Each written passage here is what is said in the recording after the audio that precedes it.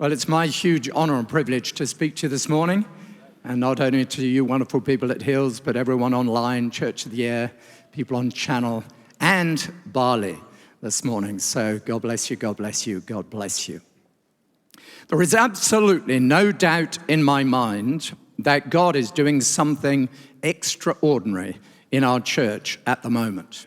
We have declared revival is in the air. That is the theme of today's message, revival. A few weeks ago, I did my first message on revival, where I looked at the historical and biblical examples of revival and their various characteristics. And I suggested there were 3 steps. The first is a return to worship in the house. The second is a step to a return to the Word of God in our hearts. And the third, step 3, a return to a witness for Christ in the land. Having studied the various revivals, I've come to the conclusion we currently are in step 1. So the purpose of this message is to move us from step 1 to step 2.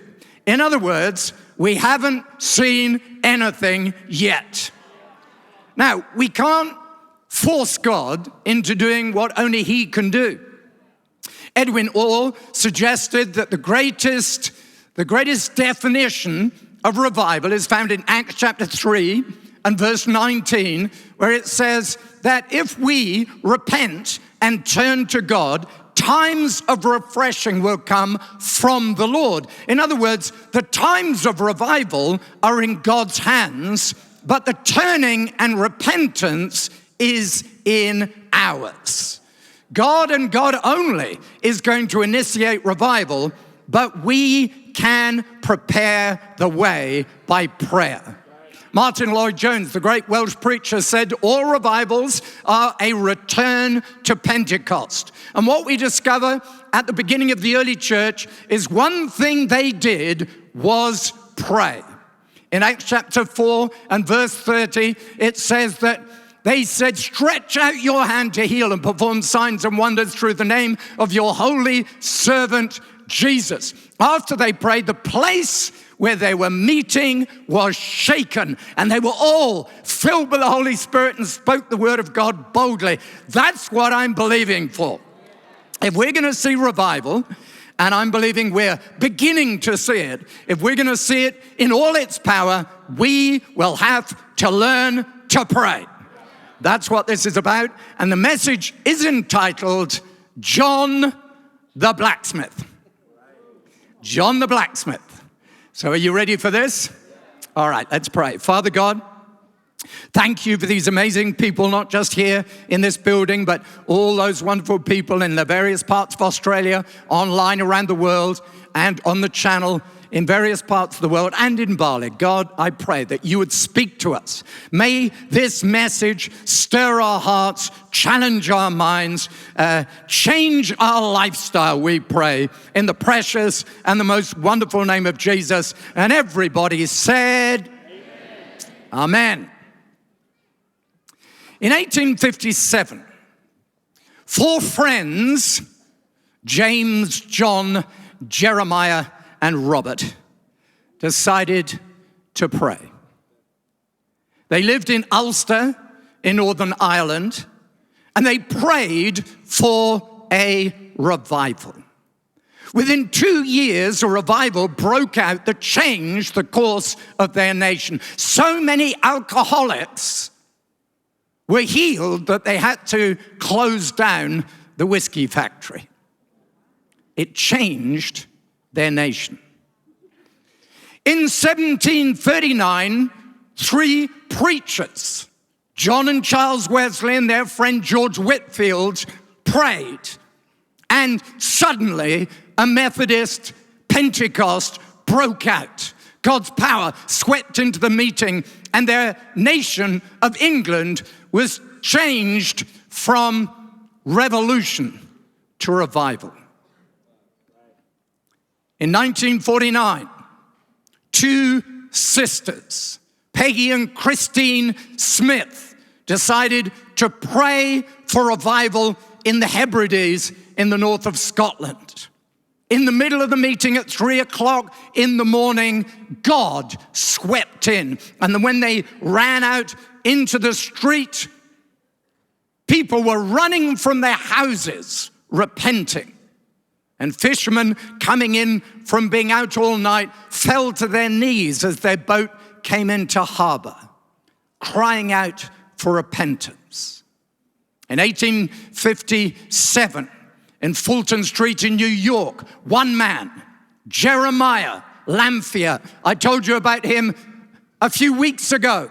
Jeremiah Lanphier decided to pray. 2 years later, revival broke out. 50,000 people were saved in New York. And in the next year, up to 2 million people in the United States were saved. 4 friends, 3 preachers, 2 sisters, 1 man. God is not looking for a denomination. He's not looking for a movement. He's looking for 4 people. 3 people, 2 people, 1 if necessary, 1 who is desperate enough, 1 who is hungry enough, 1 who decides that what they want above everything else in all the world is revival. That was the story of Evan Roberts in 1904, prayed as a teenager for 11 years, specifically prayed for 100,000 people to be saved in Wales. And that's exactly what happened in 1904 through his preaching and others. We have absolutely no record of these people's prayers. Although Evan Roberts used to pray, "Bend the church and save the world." But I can guarantee that they did pray around 2 Chronicles chapter 7 and verse 13 and 14. And that's our text for today. This is what it says: "When I shut up the heavens so that there is no rain, or command locusts to devour the land, or send a plague among my people, if my people who are called by my name will humble themselves and pray and seek my face and turn from their wicked ways, then I will hear from heaven, and I will forgive their sin, and I will heal their land." Although we have absolutely no record of their prayers, this prayer has been described as the full and the final formula for revival. However, there is one man that we do know about his prayers: John the Blacksmith. Let me set the scene. God had broken out in revival in the Hebrides through the preacher Duncan Campbell and through the prayers of Peggy and Christine Smith. But there was a small place called Arnold where there was a hardness of heart. So Duncan Campbell appeared and he said, "Let's have a prayer meeting and break up the soil." In the middle of the prayer meeting, he turned to a man called John the Blacksmith. And he said, "John, I think it is time for you to pray." John the Blacksmith took off his hat and he held it against his chest. And then he prayed a simple prayer. After he finished the prayer, the entire meeting was shaken. They thought it was an earthquake. And then they remembered Acts chapter 4 that I've just talked about. The plates started rattling on the shelves until suddenly wave after wave of the Spirit of God came into the meeting, and God took over that part of the community in revival. Wouldn't it be great if when we gather together in prayer, God just takes over and does what only He can do? Thing is, you can't shake a building, but you can pray. Would you like to see John the Blacksmith's prayer? This is what it is. Here it is. "Oh God, you made a promise to pour water on him that is thirsty and floods upon the dry ground. And Lord, it's not happening. Lord, if I know anything about my own heart, I stand before you as an empty vessel, thirsting for you and for a manifestation of your power. Oh God, your honor is at stake, And I now challenge you to fulfill your covenant engagement and do what you have promised to do. Wow.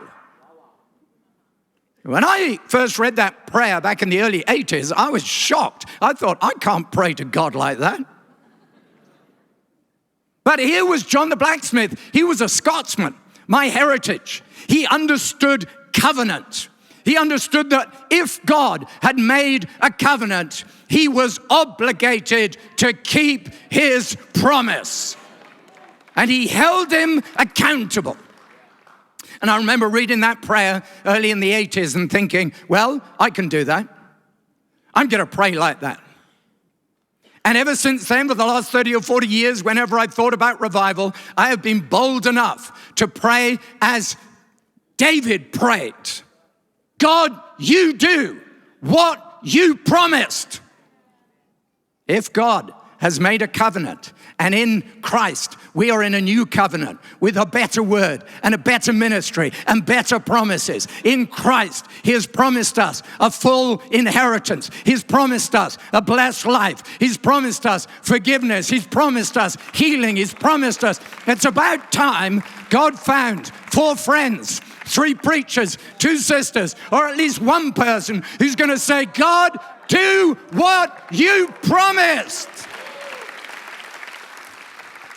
John's prayer, and this prayer in Chronicles, has 3 ingredients: a spiritual insight, an unshakable faith in a God who wants to and can bring revival, and a desperate person. A spiritual insight, an unshakable faith, and a desperate person. I'm challenging you this morning that if God looked over this congregation, would he find someone with a spiritual insight? Would he find someone with an unshakable faith? Would he find someone with a desperation for God to do something radical? Let's just have a look at each of those 3 things in turn. Firstly, a spiritual insight. Let's have a look at that verse again in 1 Chronicles 7:14. If verse 13, if we could go back to verse 13. When I shut up the heavens. In other words, we've got to be aware that things are not what they should be. If you look around Australia at the moment, people are criticizing people for their Christian faith. It's almost impossible to be in a work situation and stand up for your faith. The moral fabric of this society is falling to bits. And it's strange that most of us are blind to it. Sometimes we're actually willfully blind because we've become familiar with where things are at. If someone misused the name of Jesus 40 years ago, people would automatically challenge you. There are things that happen commonplace today that would never have happened 40 years ago, but we've got used to it.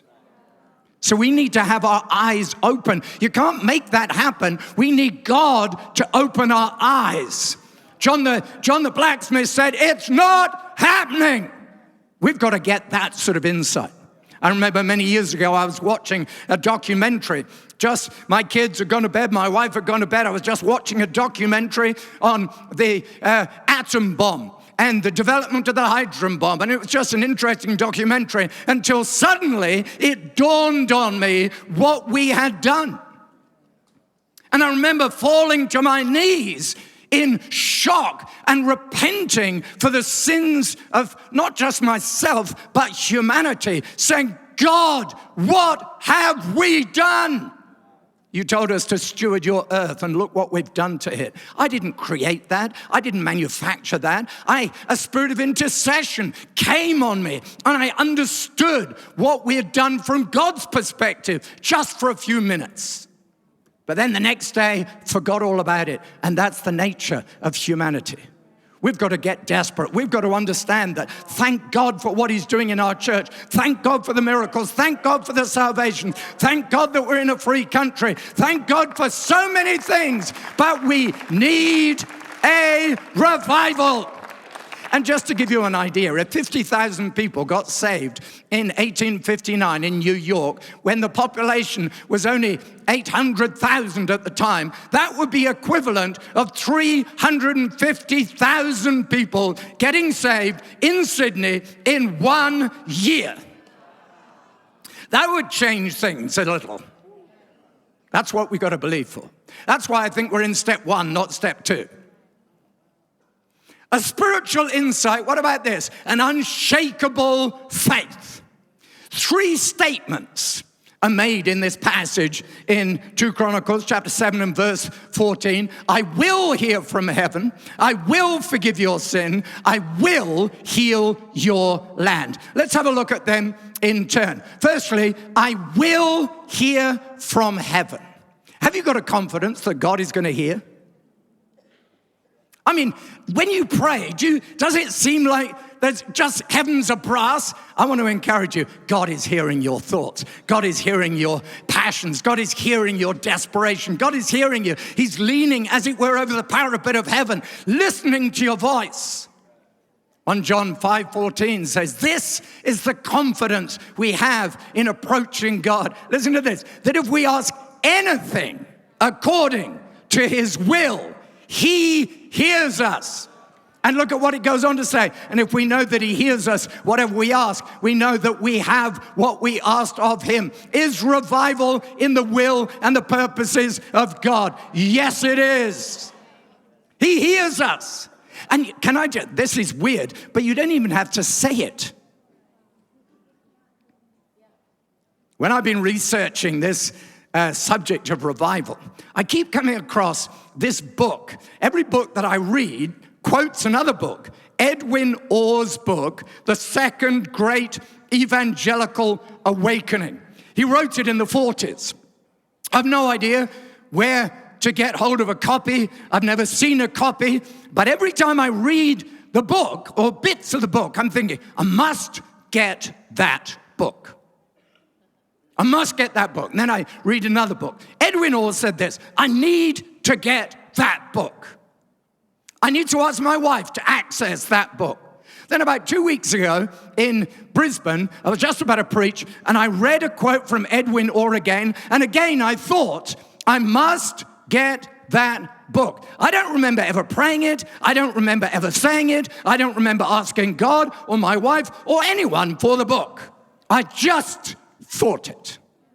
And then I go downstairs, and my driver who's going to take me to the meeting is waiting for me with what? 2 things. A cup of coffee, praise God. And he said, I have a present for you. Edwin Orr's The Second Great Evangelical Awakening, a second-hand copy. Like, God likes me. Can I suggest he likes you too? He's reading your thoughts. He wants to fulfill your desires. He wants to give you what you need. He's hearing you. But not just that. What's it secondly say? I will forgive you. I will forgive their sin. You've got to have a confidence that God is a forgiving God. 1 John 1:9. If we confess our faults, he is faithful and just and will forgive us our sins and purify us from all unrighteousness. You know, these messages can be very confronting because we disqualify ourselves because of our week, because of our year, because of our life. And I'm in your boat. Someone gets up here and preaches, and I think, whoa, how can God possibly use me? Well, he can possibly use you because you are forgiven. Isn't that good? He knows all your mistakes. He knows your folly. He knows your distractions. He knows your difficulties. But he still wants to use you to influence your family, your workplace, your community, this nation. You are a candidate. Evan Roberts in the 1904 revival used to say, all you need to be is an instrument.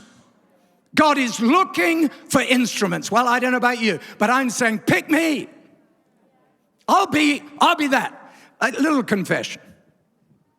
Brian has a great capacity to catch me unawares.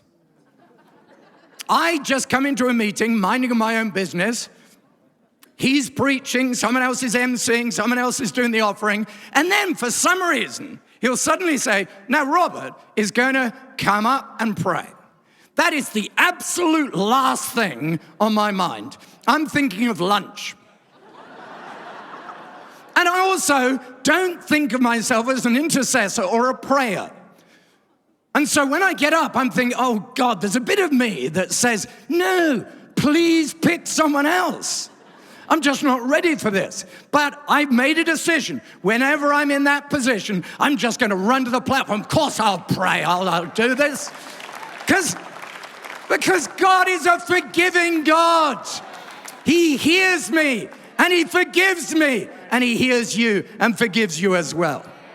And then he says, I will, number 3, heal their land. I'll heal their land. Do you know God is passionate for this land of Australia? He's passionate for Indonesia as well, for all you wonderful people in Bali and anywhere else in the world. He's passionate for this world. In 1983, I was praying for revival in Alsader in the northwest of England, and I'd borrowed somebody's house, so I was in a strange living room, and I was just praying, God, do something radical. And I saw a vision, water coming out of the sky in the form of light rain and then heavy rain, and then I saw the lake into which the water was flowing was in the shape of England. And God spoke to me in my spirit, said, I want to pour out rain, spiritual rain on your land. And I was so impacted by this vision that I opened my eyes and I was just sitting there. And on the table next to me, remember I'm in a strange house, was a scripture on a plaque. Deuteronomy chapter 28, verse 12. It said this, the Lord will open the heavens, the storehouse of his bounty, to send rain on your land in season. So I've just had this vision. I look at the scripture that is randomly sitting next to me. I think, wow. And just as I read it, the person the other end of the room who had no idea of the scripture or the vision started prophesying. And he said, God wants to send rain on your land in season, and it's going to start in little drops, and it's going to come a torrent. Wow. 3 things in a second. And I realized that God was more passionate about England than I ever was. He's more passionate about doing something radical. What he's looking for is an instrument. What he's looking for is someone who has his desperation, someone who loves what he loves, who wants what he wants. If I could just find one instrument, someone with spiritual insight, someone with unshakable faith in a covenant-keeping God, someone like John the Blacksmith, someone who's going to pray a prayer. Someone who's desperate enough. And that brings us on to the last idea. We've got to have a desperate person. 3 things this passage in 2 Chronicles says. It talks about, if my people who are called by my name humble themselves and pray and seek my face and turn. 3 things, humble themselves, seek my face, turn from their wicked ways. Each one of these 3 things comes with a promise. As if God is trying to say, prove me, test me, try me. There is promise to this. Let's have a look at them. Humble themselves. The promise of favor. James chapter 4 says this. Or do you think Scripture says without reason that he jealously longs for the Spirit he has caused to dwell in us? Think about that. God is jealous for his Spirit that he has put in us. And then it says, God opposes the proud, but shows favor to the humble. God wants to show you favor. But he wants you to understand, you can't do this. The thing is, what does humbling yourself look like? If you think you can make revival happen, you can't. You can't heal the sick. You can't save people. You can't change people's lives. You can't do a thing. But God can. And if you just get yourself out of the way and say, God, do what you do. I know you're going to use me because you always use people and your methodology is people. I can be that instrument, but I can't change people. Humbling yourself is what Charles Finney said was the key to his success. He had immense power. He was the evangelist in the 18th century who used to go around all through, the 19th century, go around America and in England. And wherever he went, God did miraculous things. And he didn't even have to speak. One day he walked into a factory. Charles Finney walked into a factory. He just stood there in the factory. And he looked at a woman who was working. And she looked at him and burst into tears. It's not the sort of thing that you want to do, generally, but this was a God thing. And then she started weeping and in repentance. He didn't say a thing. She just gave her life to Jesus. And then the person next to her gave her life to Jesus. And then the person next to her gave her life to Jesus until the entire work floor was weeping in repentance. Till finally the boss comes in and says, what's happening? He starts weeping. He stops the factory. And he asks Charles Finney to speak. So for the first time he does. And the entire factory gives their life to Jesus. In your workplace, wouldn't that be a cool thing? Now, you can't do that. You can't bring that kind of conviction. You can't heal the sick. But God wants to use you as an instrument. So you walk into a building and people instantly repent. I've had it happen on instances. I've had those sort of things, walk into a meeting or in a room and people immediately, strangers, start repenting in front of me. But wouldn't it be great if all of us did that all the time?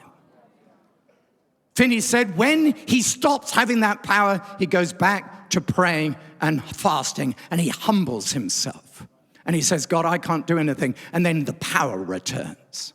Can I suggest, don't become familiar with your church going. Don't become proud about your Bible reading. Don't become fatigued with the thoughts and the prayers for revival. Just say, God, I'm in your hands.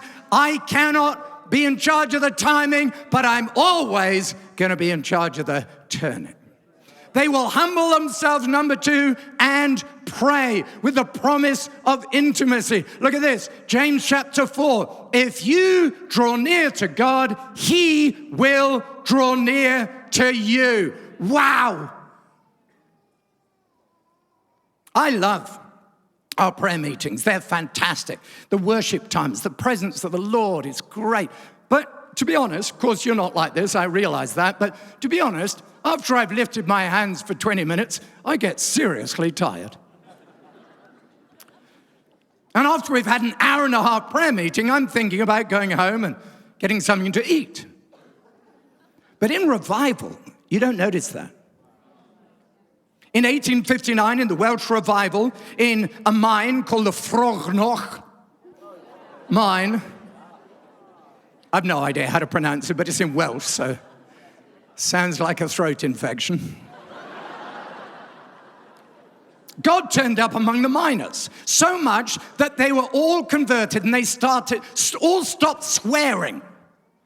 As a result, their ponies that only understood profanity had to be retrained. They started work every morning with a prayer. Now think about this in your workplace, the factory that you work in or the office you work in. Imagine turning up every morning at 6 and everybody prays. Don't think that can't happen. Don't become complacent that it isn't happening.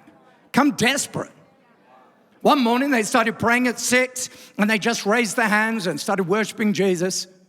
And then someone looked at their clock. It was 2 o'clock in the afternoon.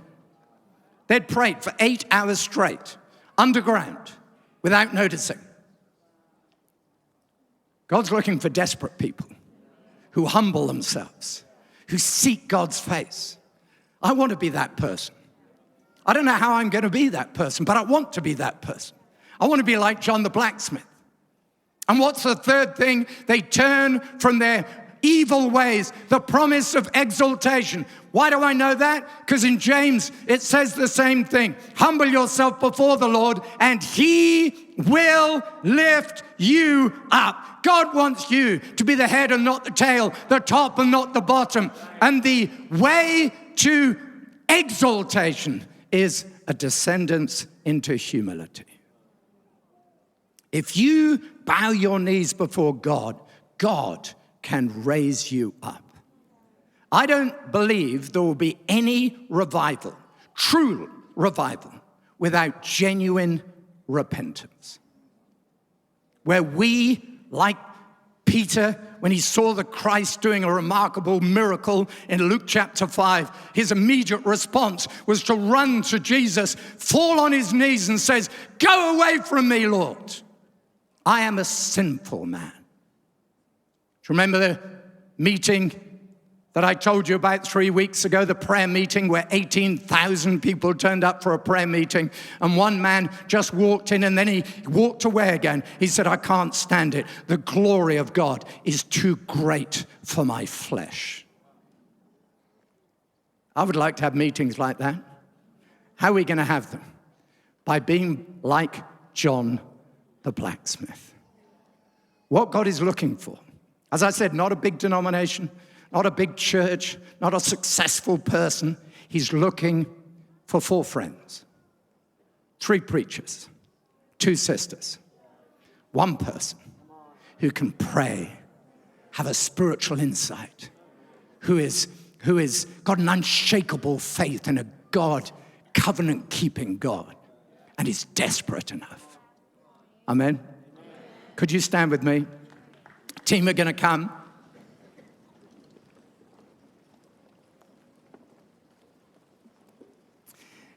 Can we pray John's prayer together? Of course, don't pray it if you can't cope with what might happen. My recommendation is that you write this down somewhere and pray the prayer over a period of time. Because I reckon it will not only mess you up, it might just change the world. This is the kind of prayer that changes things. Can we pray it together? Are you ready? And then we're going to sing. But let's pray this prayer.